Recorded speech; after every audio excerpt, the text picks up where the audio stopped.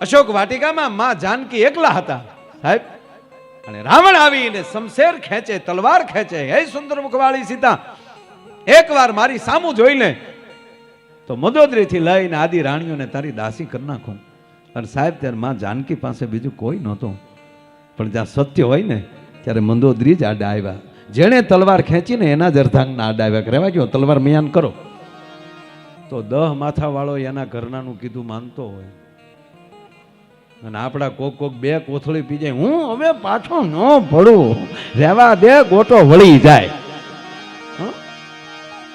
પણ વાત એટલી જ છે, કહેવાનો મતલબ કે એ જ હનુમાનજી મહારાજને એમ કહેવાય બંદી બનાવી અને એમ કહેવાય કે રાવણની કચેરીમાં લઈ જાય. તેથી રાવણની કચેરીમાં ભગવાન હનુમાનજી સિવાય બીજું કોઈ નહોતું. અને રાવણે હુકમ કરી દીધો કે આ દૂતને બાળી ગયો, એને મૃત્યુદંડ આપો. અને ત્યારે વિભીક્ષણ આડા આવ્યા, દૂતને મરાય નહીં, એને અતિ વાલું હું તા કે પૂછ ઈ હળગાવ. હનુમાનજી મહારાજ કે ઈ તો મારે જોતું હતું. વાત એટલી, વાત તો બાપુના મુખેથી આપણે રામકથા સાંભળીએ છીએ અને હજી સાંભળવાની છે, પણ આ ખાલી વાત એટલી કરું કે એકલા હોય, ભલે એકલા તમે હોવ, પણ સત્ય હશે ત્યારે એમાંથી ને એમાંથી કોક આડું આવશે. અને ત્રીજી વાત, વ્યાસપીઠ ઉપરથી જે બોલાય ને એમાં શંકા કરે ને માણા ન કહેવાય. વ્યાસપીઠ ઉપરથી જે વસ્તુ મારા બાપ બોલાઈ જાય કે વ્યાસપીઠ ઉપર બોલાયેલું હોય એ કોઈ દી અસત્ય ન હોય, એ સત્ય જ બોલાય. એક જગ્યાએ આવી સરસ મજાની બાપુ કથા ચાલે, ભાવ વિભોર થઈને વ્યાસપીઠ ઉપરથી એ મહાપુરુષ ભગવાન રામની અદ્ભુત કથાનું સરસ મજાનું ગાન કરતા હતા. અને એમાં આ અશોક વાટિકાનો પ્રસંગ ચાલતો હતો. ભાવ વિભોર થઈને માં જાનકીનું ધીરે ધીરે વાત હાલે છે કે માં ભગવતી બ્રહ્માંડ ભાડોદરી માં જાનકી અશોક વૃક્ષ નીચે બેઠા છે, બરોબર ચંદ્રમાનું અંજવાળું છે અને સફેદ પુષ્પો અશોકના ખીલી રહ્યા છે. આવું 1 વાર ને 2 વાર ને 3જી વાર બોલ્યા કે અશોક વૃક્ષના પુષ્પો જે છે, સફેદ પુષ્પો ચાંદાના અંજવાળામાં ચાંદનીમાં ચમકી રહ્યા છે. એમાં એક ઓડિયોસ માંથી બોલે છે, મહારાજ માફ કરજો, તમે 3 વાર બોલ્યા છો કે અશોક વૃક્ષના પુષ્પો સફેદ, તો માફ કરજો મહારાજ, સફેદ નહોતા, લાલ હતા. એક પહોંચેલા મહાપુરુષ વ્યાસપીઠ ઉપર બેઠેલા અને સામેથી એક વ્યક્તિ એમ કહે છે કે મહારાજ માફ કરજો, એ લાલ પુષ્પ હતા.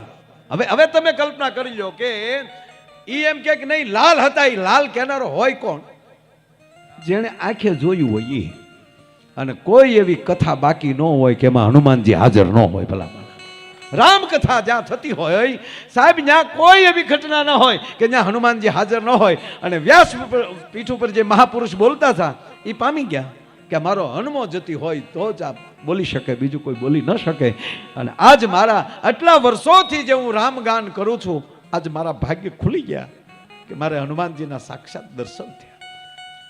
પણ થોડીક વારમાં વિચાર કરી લીધો કે હું મનોમન એની માફી માગી લે અને શબ્દો પાછા ખેંચી લે તો મારી કથામાં બેઠેલા માણસોનો ઉદ્ધાર આજ મારે એનો કરવો છે, બધાનો ઉદ્ધાર, જેથી કરીને દાદો સતો થાવો જોવે છે. એટલે કીધું કે મહારાજ માફ કરજો, આપ ભલે વક્તા શ્રોતા હો, સાંભળતા હો સારી રીતે, પણ આપને વંદન કરું છું, આપ આપનું સ્થાન લઈ લ્યો. ફૂલો સફેદ હતા. હું અહીંયા પોથીજી પાસે, રામાયણજી પાસે બેઠો બેઠો બોલું છું. ફૂલ છે સફેદ હતા. અને હામેલી દાદો, એ વાતમાં ખબર ન રહી, દાદા મૂળ સ્વરૂપમાં આવી ગયા. અને સાહેબ ભગવાન હનુમાનજી મહારાજના જય જયકાર છે. અને બધાને કીધું કરી લ્યો દાદાના દર્શન. આજ હનુમાન જતી એમ કહેવાય કે આપણી સામે પ્રગટ થયો છે. અને દાદા હું તમને જો આવું ન કરું તો તમે પ્રગટ ન થાવ. હનુમાનજીએ બધાને આશીર્વાદ આપ્યા. ગદગદ થઈને વ્યાસપીઠ ઉપર પહેલેલા મહાપુરુષની આંખમાં આહુડાની ધારું થાય છે કે અત્યાર સુધી મેં રામની વાણી આજ મારી સાર્થક થઈ, આજ મારા હનુમાન દાદાના મને દર્શન થયા. પણ દાદા સાંભળી લો, હજી થયું કે એના દર્શન થયા તો કોક નહીં થાય ને. એટલે કીધું કે દાદા ભલે તમે બોલ્યા પણ ફૂલ સફેદ હતા. હવે આમાલી તો કોઈ લંકામાં હતું નહીં, હનુમાનજી સિવાય કોઈ લંકા ગયું નહોતું. અને માં જાનકી બીજા ભારતમાંથી તે કોણ હતું ત્યાં? હનુમાનજી અને માં જાનકી. એટલે કીધું કે તો મહારાજ હાલો મારી આરે માં જાનકીને મળી. અને મહાપુરુષ ગદગદ થયા કે હાય હાય, જે માં જાનકીની કથા સાંભળી, આજ માં જાનકીને રૂબરૂ મળવાનો ને એના દર્શનનો અવસર મળશે. એ હનુમાનજી લઈને ગયા, માં જાનકીને વંદન કર્યા. હનુમાનજી કેમ કોણ? તો કે માં આ કથાકાર છે, બહુ સારી કથા, મહાપુરુષ છે, ભગત છે, મારાય ભગત છે, પ્રભુ રામનાય ભગત છે, આપના પણ ભગત છે, પણ એને વાણી ઉપર થોડું કંટ્રોલ ન રહ્યો અને એણે અશોક વૃક્ષના ફૂલને સફેદ કીધા. માં તમે જે વૃક્ષ નીચે બેસતા હતા, હવે માં મને કહો કે અશોકના પુષ્પો સફેદ હતા કે લાલ હતા? હનુમાન શાંતિ રાખો બેટા. નહીં નહીં માં, આજ જો હું લઈને આવ્યો છું, પછી આમ તમને ન ખબર હોય, પછી અમે સમાજમાં અમને કંઈક પછી કોઈક એમ કહે કે આને ખબર નથી, એટલે માં હું તમને પગે લાગીને કહું, મારી કોઈ જીદ નથી, પણ આના ફૂલ મને છે કહી ગયો કે સફેદ હતા કે લાલ હતા? ઓલાને તો સફેદ હોય કે લાલ હોય, સાધુડો તો આલોટે છે કે હાય હાય મારા મારા ધન્ય ભાગ, મેં જે કથા કીર્તન કર્યું છે, મેં જે ભગવો વેગ કર્યો છે, આજ મારો સફળ થયો. આજ માં જાનકી મને મળ્યા. માં કયો હવે પુષ્પો સફેદ હતા કે લાલ? હનુમાન બેટા ધીરજ રાખો, ફૂલ સફેદ હતા. માં હનુમાનજીને થયું કે આને સાધુને ખોટું ન લાગે ને, નવા નવા જે છે ને પહેલી જ વાર આવ્યા, અમે જૂના થઈ ગયા, મોટા દીકરા કહેવાય, પણ આ નાના દીકરાને ખોટું ન લાગે એટલે માએ એનો પક્ષ લીધો છે કે માં આમાં પક્ષપાત કરવાની વાત નથી. હવે એ કેવું? અરે હનુમંત, હું ખોટું બોલું બેટા? અને સાંભળી લે હનુમંત, વ્યાસપીઠ ઉપર બેઠેલો જેણે જોયા નથી, કલ્પનાથી આપણા ચિત્રોના દર્શન કરતા હોય, એ કોઈ દી ખોટું ન બોલે બેટા. ફૂલ સફેદ હતા માં. હા પણ હા, પણ હનુમાન તું ખોટો નથી હો. હનુમાન તમે પણ ખોટા નથી. માં જાનકી કહે છે કે બા તમે બે બાજુ આવું કેમ લગાડો છો? ઓલાને કહો છો કે ફૂલો સફેદ હતા અને પાછા તમે એમ કહો કે હનુમાનજી તું બિલકુલ ખોટા નથી, તમે પણ હનુમાનજી સાચા છો. તો માં હું કઈ રીતે સાચો? સાંભળી લો હનુમાન, ફૂલ સફેદ હતા, પણ તમારો જ્યાં પ્રવેશ થયો અને એ જ ટાણે એમ કહેવાય રાવણે આવીને મારી સામે શમશેર ખેંચી અને એની અંદર તમે એટલા બધા ક્રોધિત થઈ ગયા હતા ને, એટલે તમારી તપેલ ત્રાંબા જેવી આંખું થઈ ગઈ ને ક્રોધ આંખમાં ઉતરી ગયો હતો ને, ત્યારે હનુમાન તમે જે જોતા થઈ લાલ દેખાતું હતું, એટલે તમને લાલ પુષ્પ લાગ્યા. હે હનુમાન, તમને લાલ દેખાતું હતું, તમારી આંખમાં ક્રોધ હતો.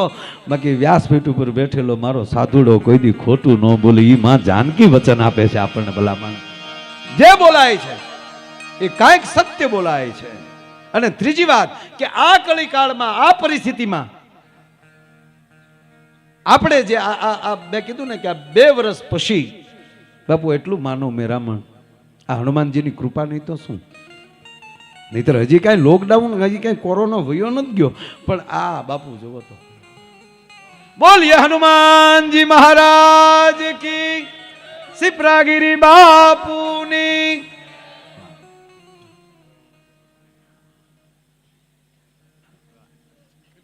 નહીતર બાપુ હજી તો 400 ભેગા કરવા એટલું જ છે.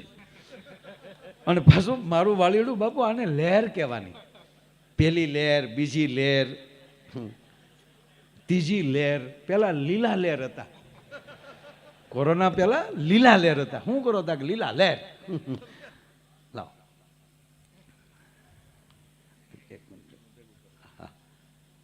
પણ કોરોના આવ્યો ને તો લીલા ક્યાં હતા કે મારો રામ જાણે. એકલી લહેર લીલા માણા માતરની બહેનો. અને પેલું લોકડાઉન તો બાપુ હાવ હજડો. પેલું લોકડાઉન આવ્યું, હજી આપણે ગામડા વાળાને બહુ તકલીફ નથી પડી, કારણ કે આપણે વાડીઓ હતી, મોટા ફળિયા હતા. મૂળ શહેરમાં નહીં જવાનું, એ જ ને આપણે ગામમાં કંઈ બહુ. પણ મને એ થાય કે જે 10માં માળે રહેતા હોય, 10 બાય 10ની ઓરડી, નાનો એવો ફ્લેટ, રસોડા પલંગ હેઠે પીડ્યા હોય, એમાં હું તો હુતી ને 3 બસડા, એ એક માળામાં રહ્યું કેમ છે લોકડાઉનમાં? આમ જ બેઠા છે ને. બહાર નીકળે તો મોર બોલે. અરે અમુક અમુક બાઈઓએ હું બાપુ ગગલાવ્યા હો અમુકને, બહુ વાયડા કરતા હતા, જાવ ને ગામમાં આટો મારી આવો ને, જો ગાંડી તારે તાન નહીં ચડાવવાનું, ના ના ના ના ના જાવ ને, મારા ભાઈ નહીં તમે મૂછું મળતા હતા આમાં, કા જાવ તો આટો મારો તો નહીં. જો એવું ન કરાય, આપણે સરકારના નિયમ પડાય લે. એક ભાઈને મેં કીધું કે બહાર બહાર નીકળો છો, મને કે માયા ભાઈ બહાર નીકળી તો મોર બોલે, એની કરતા ઘરની કોયલને ન હાંભળ્યા કરીએ લે. શું માણસ તૈયાર થઈ ગયો તો સાહેબ.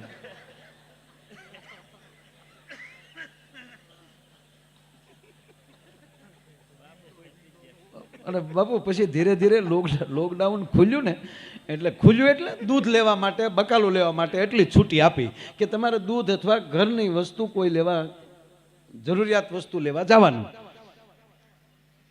એટલી છૂટી મળે. પછી આપણા યારુડા રે ઘીરે, હે હોન્ડા લીલી નીકળી ગયા ઘૂમ ઘૂમ ઘૂમ, અને બકાલાની થેલી બાપુ હેન્ડલમાં જ રાખે. પોલીસ ઉપર, એ ક્યાં જા, બકાલ લેવા ગયા, જોયું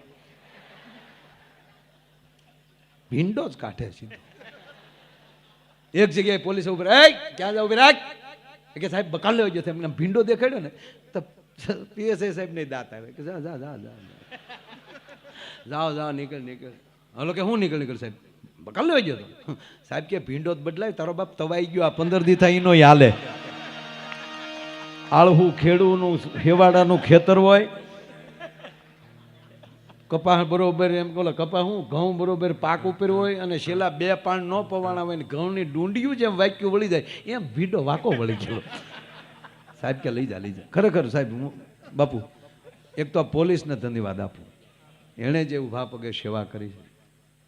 ડોક્ટરો, અમુક ડોક્ટરો સિવાય મને તો એ નો સમજાણું, દવા નહોતી ના પૈસા એના લેતા હતા. એ તો આ પહેલી વાર એવી બીમારી આવી, ખાટલા બાટલા દવા બધું ગરધણીને ગોતવાનું. અને બાપુ એટલું કહું, ઈશ્વરે મારા હનુમાનજીએ એ પણ દેખાડ્યું કે હું પવન સૂત છું, અને પવનની ઓક્સિજનની કેટલી કિંમત છે તમારે જોવું છે ને, આ જોઈ લો કેટલે બાટલો પડે.